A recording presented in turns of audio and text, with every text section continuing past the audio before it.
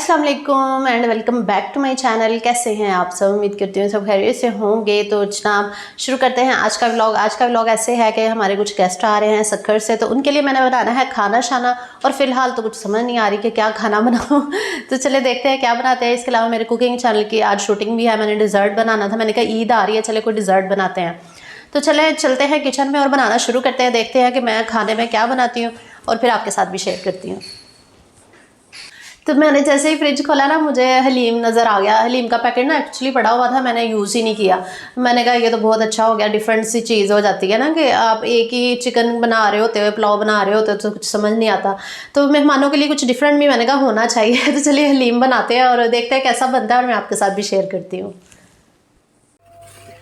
तो ये कोना मैंने दोबारा बना लिया है शूटिंग का। तो अब यहाँ से मैंने ये उठा दिया सब कुछ, अब सही लग रहा है। मैंने कहा ज़्यादातर शूटिंग जो है ना बंदा यहाँ पे कर लेता है, ये एरिया सही है। तो जनाब यहाँ पे आज मैं बना रही हूँ नेशनल का क्विक हलीम। ऐसे ही मैंने कभी बनाया नहीं है, मैंने कहा फ़र्स्ट टाइम ट्राई करती हूँ, देखते हैं कैसा बनता है। ऊपर सारी रेसिपी लिखी हुई है, क्योंकि आपको पता है जो हलीम बाज़ार से जो हम सारे इंग्रेडिएंट्स लेके बनाते हैं उसमें काफ़ी मेहनत होती है। तो मैंने कहा पकी पकाई खीर बना के आज देखती हूँ सही बनती है कि नहीं। तो चले फिर शुरू करते हैं। इसको खोलती हूँ, नीचे से खोल लेते हैं। खैर है कितने पैकेट्स। अच्छा ये हलीम है और ये मसाला है इसका, ऊपर लिखा हुआ है मसाला। अच्छा जी ये हलीम है टोटल। तो इसकी रेसिपी क्या लिखी हुई है, यानी कि ये 2 पैकेट इसमें से निकले हैं। ए और बी लिखा हुआ है, इसके ऊपर ए लिखा हुआ है, इसके ऊपर बी लिखा हुआ है। और ये मैं प्रमोशन कोई नहीं कर रही है ना, समझे आप लोग नेशनल वाले ने ना बाजी ਨੂੰ पैसे दिते तो बाजी प्रमोशन कर रही है। तो जिदा कोई चक्कर नहीं है, तो मैं वैसे ही ट्राई कर रही हूँ। ये 190 का आया था ये पैकेट। अच्छा उन्होंने लिखा है कि गर्म तेल में प्याज को सुनहरा होने तक तलें। मेरे पास ऑलरेडी ब्राउन किए हुए प्याज हैं, मैंने वही डाल लूँगी। और फिर उसके बाद लिखा है कि आधी प्याज निकाल लें और आधा तेल भी निकाल लें। फिर गोश्त अदरक लहसुन शामिल करके भूनें, फिर ये हलीम डाल दें और 5 मिनट के लिए भुनें। फिर ये नहीं हलीम नहीं, ये डालें मसाला डालें और फिर 5 मिनट के लिए भुनें। उसके बाद 5 से 6 प्याली पानी शामिल करें और उसके बाद गोश्त को गलने तक पकाएं। गोश्त को गले हुए टुकड़े से लदा करके यहाँ अच्छी तरह रेशे लदा हो जाए। फिर लदा देगची में नेशनल हलीम की रेसिपी दाल पैकेट एक को 7 से 8 प्याली पानी में अच्छी तरह घोल कर चम्मच चलाते हुए तेज़ आंच पर तक पकाएं, जब तक गोशा जब तक रेशा लदा नहीं होता। और एंड पे उन्होंने लिखा है कि तली हुई प्याज और चाट मसाला अदरक लीमू धनिया हरी मिर्चें और पुदीने के साथ डिश आउट करें। चलिए ठीक है, तो चले फिर बनाते हैं। मैं आपके साथ ना इसका एक्सपीरियंस शेयर करती हूँ कि ये अच्छा बनता है कि नहीं। अगर तो अच्छा बना ना आप लोग भी ज़रूर बनाइएगा, अगर अच्छा ना बना तो फिर आप लोग ना बनाइएगा। तो चले फिर लेट्स स्टार्ट। ये वाला मैट तो बाहर यूज़ ही नहीं हो रहा था, मैंने कहा किचन के लिए इसको लगा लेती हूँ। ये देखें, क्योंकि ऊपर सिंक है ना, तो वो इतना पानी गिरता है, फिर इधर सारे पानी पानी हो जाता है और इतनी बुरा लगता है। तो वैसे तो बड़े वाले इधर छोटा एक इधर होना चाहिए और एक मैट इधर होना चाहिए। वो इंशाल्लाह मंगवाऊंगी कभी, जब बाज़ार चक्कर लगा लेकर आऊँगी। फ़िलहाल मैंने कहा ये बिछा देती हूँ, अच्छा लग रहा है।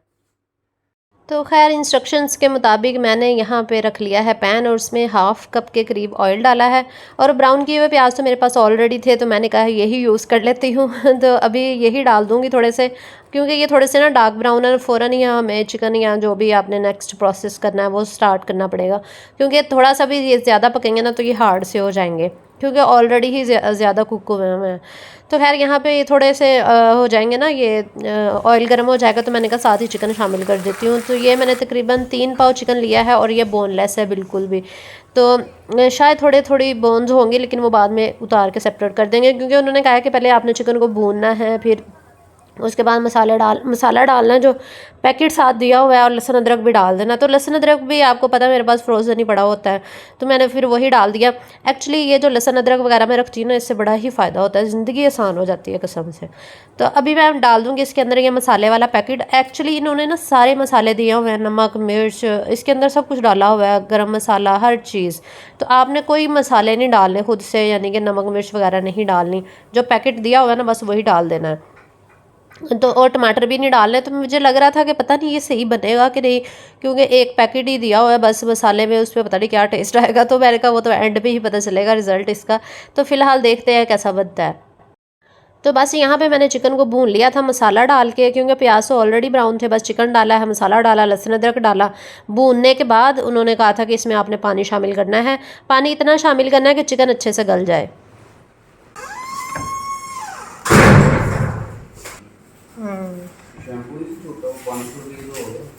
छोटे वाला हेड एंड शोल्डर 500 रुपए का। और वो मिल गया, बाकी सामान मिल गया था। बस वही 2 चीजें नहीं मिली, बाकी सब कुछ मिल गया। ये ला मुझे पकड़ा दे। मिल रहा था बड़ा, बड़ा नहीं मिलेगा, छोटा नहीं था। छोटा नहीं था।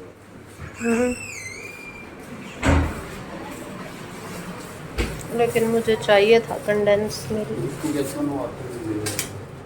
वो बड़े वाले भी मिलेगा। तो वो मिल गया था जेली पाउडर।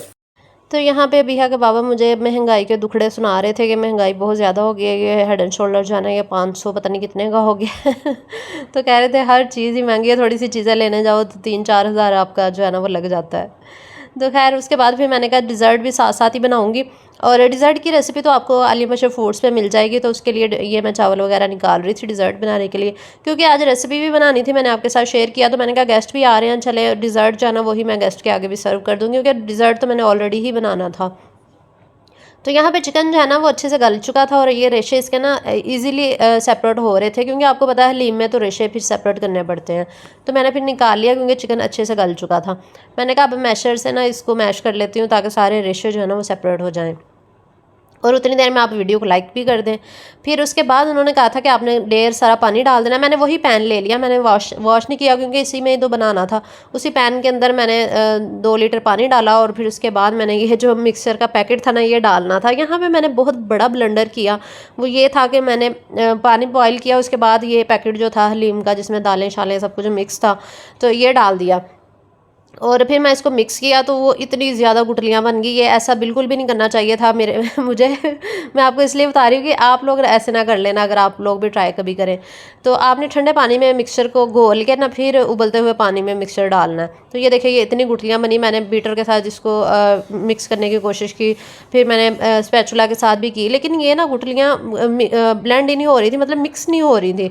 तो मजबूरन मुझे ब्लेंडर का यूज़ करना पड़ा। तो यहाँ पर मैंने कैमरा कूमरा बंद किया, मैंने कहा इतनी खपत, फिर मैंने ब्लेंडर के साथ इसको ना ब्लेंड किया, तो फिर ये अच्छे से मिक्स हो गया था। मैंने कहा इसकी लुक भी तो हलीम जैसी होनी चाहिए ना। और साथ साथ मेरा डिज़र्ट भी यहाँ पे बन रहा था, और ये मैंगो डिज़र्ट मैंने बनाया था। इसकी रेसिपी ना आप आलिया मशहूर फूड्स पे जाके देख लें, यहाँ पे मैं शेयर करी। तो डिज़र्ट भी साथ साथ बन रहा था और साथ साथ हलीम बन रहा था मेरा नहीं मतलब खाने में हलीम बन रहा था चिकन का। तो ये वाली जो क्विक हलीम है ना ये भी बनाना इतना आसान नहीं है, इस पर भी काफ़ी मेहनत होती है। तो ये आप लोगों को देखने के लिए इंस्टेंट है तो बड़ी आसानी से बन जाता है, तो इसमें भी मेहनत लगती ही है। तो खैर मैंने उसको फिर अच्छे से पका लिया था, पैकेट डाल के जो हलीम का था उसको भी तकरीबन आपने 15-20 मिनट पकाना था। फिर जो मिक्सचर वाला था ना हमारा जो चिकन का मिक्सचर रेडी किया था वो डालने के बाद भी इसको अच्छे से कुक करना था। फिर जब ये अच्छे से पक जाएगा दालों का, क्योंकि कच्चा टेस्ट आएगा अगर आप ऐसे ही बनाएंगे, मतलब ज़्यादा कुक नहीं करेंगे, आपने ज़्यादा कुक करना है। तो फिर इसको अच्छे से कुक करने के बाद जब ये गाढ़ा हो जाएगा फिर हमने इसकी गार्निशिंग और तड़का वगैरह जो भी करना है ना वो बाद में करना है। तो हमें तो भूख लग रही थी क्योंकि इस वक्त ना 3 बजे का तकरीबन टाइम हो रहा था। तो बिहा के बाबा कह रहे थे कि हमारे लिए तो बना लो लेदस तड़का, जब गेस्ट आ जाएंगे ना रात को, क्योंकि गेस्ट जो है ना वो शाम को पहुंचना था उन्होंने 7 बजे। तो हम तो कह रहे थे कि खाना खा लेते हैं दोपहर का, और रात का खाना फिर हम गेस्ट के साथ खा लेंगे। तो मैंने कहा चलो ठीक है मैं थोड़ा सा फिर तड़क लेती हूँ। तो यहाँ पे ना तकरीबन गाढ़ा हो गया था हलीम काफ़ी। तो फिर मैंने थोड़े से प्याज ब्राउन किए हुए डाले और उसमें मैंने हलीम डाल दिया हालांकि हलीम के अंदर मैंने प्याज ब्राउन वाला तड़का डालना था, एक ही बात होगी, मैंने कहा उसमें हलीम डाल दो या हलीम के अंदर तड़का डाल दो। तो मैंने थोड़ा सा बस तड़क लिया था, मैंने कहा बाकी जो है तड़का ना वो बाद में लगाऊंगी शाम को ही। तो अभी दोपहर के लिए बस वो साथ में गार्निशिंग करनी थी ये हरी मिर्चों के साथ। आपको पता ये इसके लवाजमात पूरे ना हो तो फिर हलीम का आपको पता मज़ा ही नहीं आता। तो साथ में मैंने लेमन और हरी मिर्चें, इसके अलावा धनिया पुदीने के पत्ते, ये इसके मेन इंग्रेडिएंट्स होते हैं। इसके अलावा अदरक जूलियन में कट किया हुआ वो भी बड़ा अच्छा लगता है। तो ये सारी चीज़ें इस टाइम ना अदरक नहीं था, वो लाने वाला था, मैंने कहा शाम को चले अदरक आ जाएगा ना तो अदरक के साथ गार्निश करूँगी सर्व करते हुए, जब गेस्ट के लिए सर्व करूँगी। तो अभी अदरक नहीं डाला, बाकी सब कुछ डाल दिया, लेकिन जब गेस्ट के लिए सर्व करने लगी तब मैं धनिया पुदीना डालना ही भूल गई। तब मैंने बाकी सारे लवाजमात डाल दिए, अदरक लीमू हरी मिर्चें चाट मसाला सब कुछ, लेकिन धनिया पुदीना याद ही नहीं रहा। हालांकि स्पेशल मंगवाया ही इसीलिए था कि मैं गार्निशिंग करके जो है वो करूँगी, डिश आउट करूँगी। खैर इस तरह के ब्लेंडर होते रहते हैं मेरी लाइफ में। तो उसके बाद खाना शाना खाने के बाद फिर मिर्चें और धनिया पुदीना भी मैंने सेव कर लिया था। मिर्चों को धो के ना मैं इसकी डंडियाँ उतार के टिशू के अंदर, ये कॉटन रोल जो होता है इसके अंदर डाल के ना मैं रख देती हूँ। तो इससे एक वीक जो है ना मिर्चें आपकी सही रहती है। मैंने कहा ईद भी आ रही है तो चलेगी, ईद पे ना यूज़ हो जाएंगे ये मिर्चें, ज़्यादा आ गई थी आज सब्ज़ी के साथ। तो इसी तरह मैंने धनिया पुदीने को भी किया, वो मैंने सीन रिकॉर्ड नहीं किया, लेकिन धनिया पुदीना भी मैंने ऐसे ही करके ना रख दिया था। तो अभी हो रहा था शाम का तकरीबन 6 बज रहे थे। तो मैंने उनको फ़ोन करके पूछा था, अभी यहाँ के चाचू चाची आ रहे थे ना सक्कर से ईद करने के लिए। तो मैंने पूछा कि आप कब आ रहे हैं, तो उन्होंने कहा था बस हम मुल्तान पहुँचेंगे तो बस थोड़ी देर में पहुँच जाएंगे। तो फिर मैंने जल्दी जल्दी पुलाव चढ़ा दिया। मैंने कहा जल्दी जल्दी पुलाव बना लेती हूँ, साथ में हलीम हो जाएगा पुलाव और साथ में एक डिज़र्ट भी बनाया था। उन्होंने मना किया था कि ज़्यादा कुछ भी नहीं बनाना, बस एक आधी डिश बना लीजिएगा। लेकिन मैंने कहा अच्छा नहीं लगता, अब बच्चे भी होते हैं साथ, तो चलो बच्चे पुलाव शौक से खा लेंगे। और बड़ों के लिए मैंने हलीम बना लिया था और साथ में डिज़र्ट था। जो लाहौर वाले हमारे गेस्ट हैं वो भी आए हुए हैं जैसे कि आप जानते हैं। तो मेरी देवरानी जो थी वो कह रही थी चलो मैं दही बल्ले, मैंने कहा आप बना लो। तो वो साथ साथ लगी हुई है, वो दही बल्ले बना रही थी। और क्योंकि अब्बू जी हमारे पास होते हैं ना, तो फिर जो गेस्ट आते हैं वो सीधे फिर हमारे पास ही आते हैं। तो इसलिए फिर आपको पता है फिर मेहमानों के लिए ख़ास तौर पे खाना वगैरह तो बनाना होता है ना। तो खैर यहाँ पे फिर मैंने पुलाव की मैंने कहा थोड़ी सी रेसिपी आपको बता देती हूँ कि चिकन को मैंने भून लिया था मसाले के अंदर, और साथ में टमाटर, हरी मिर्चें, थोड़ी सी कुटी हुई लाल मिर्च, नमक और गरम मसाला थोड़ा सा साबुत वो डाल दिया था। और थोड़े से आलू भी डाल दिए थे। मैंने कहा बच्चे आलू ज़रा शौक से खा लेते हैं, बिहा के लिए तो आपको पता है मैं हमेशा चावलों में आलू डालती ही हूँ। तो आज भी मैंने डाल ही दिया था। मैंने कहा चले कोई बात नहीं, खैर है। तो बस पानी को बॉयल आ गया और इसमें चावल शामिल कर दिए थे मैंने। अच्छा, जब लास्ट टाइम आपको याद होगा जब मैंने गैस फिल करवाई थी, ये हम लोगों ने सिलेंडर भरवाया था, तो मैं आप लोगों को कह रही थी ना कि अब बर्तन काले नहीं हो रहे। तो आप लोगों ने कहा था कि बाजी थोड़े दिनों बाद ना काले होना शुरू हो जाएंगे। तो वाकई आप लोगों की ना बात बिल्कुल सच हुई है, अब बर्तन फिर काले होना शुरू हो गए हैं। ये कढ़ाई आपको ना ब्लैक ब्लैक नीचे से नज़र आ रही होगी। तो इसका मतलब चूल्हे में ही मसला है, तो इसके जट चेंज करवाने पड़ेंगे हम।